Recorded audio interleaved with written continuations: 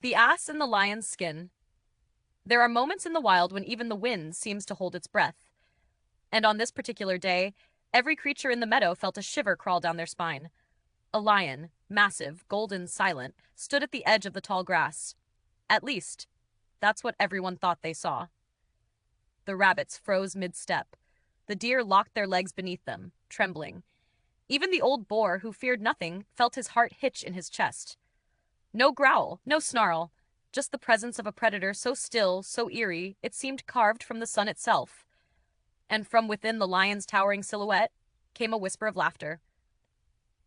Because beneath the heavy pelt and the trailing mane, beneath the illusion of power and the shadow of fear, stood a donkey. A simple, dusty, wide-eyed donkey.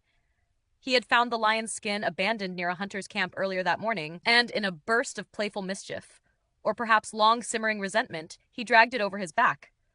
The world looked different from behind the mask of a king.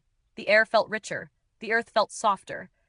And when the first squirrel shrieked and fled, the donkey felt his chest swell. One step, another. The animals scattered in every direction, panicked, desperate, convinced death had come for them. The donkey could hardly contain his joy. So this is what power feels like. He strutted through the meadow, tail swishing beneath the lion's golden hide, savoring every terrified gasp, every rustle of hurried footsteps, every whisper of fear carried on the wind. For once, the world bowed to him. But pride is a tricky thing. It grows faster than vines in summer. And soon, the donkey wanted more. More awe, more trembling, more proof that he was feared.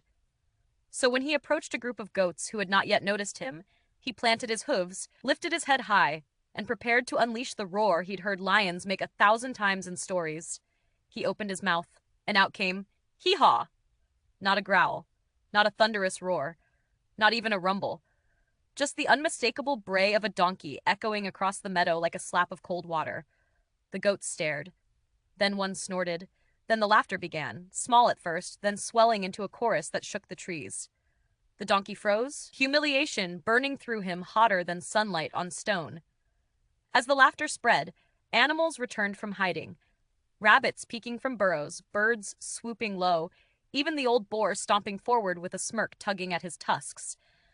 The lion's skin slipped from the donkey's back, falling in a dusty heap at his hooves. And in the fading light of afternoon, the truth settled over him with quiet, aching clarity.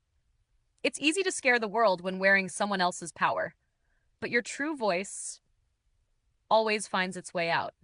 And the meadow, once trembling, now simply watched as the donkey lowered his head, not in shame, but in understanding, and walked back toward the gentle path he knew.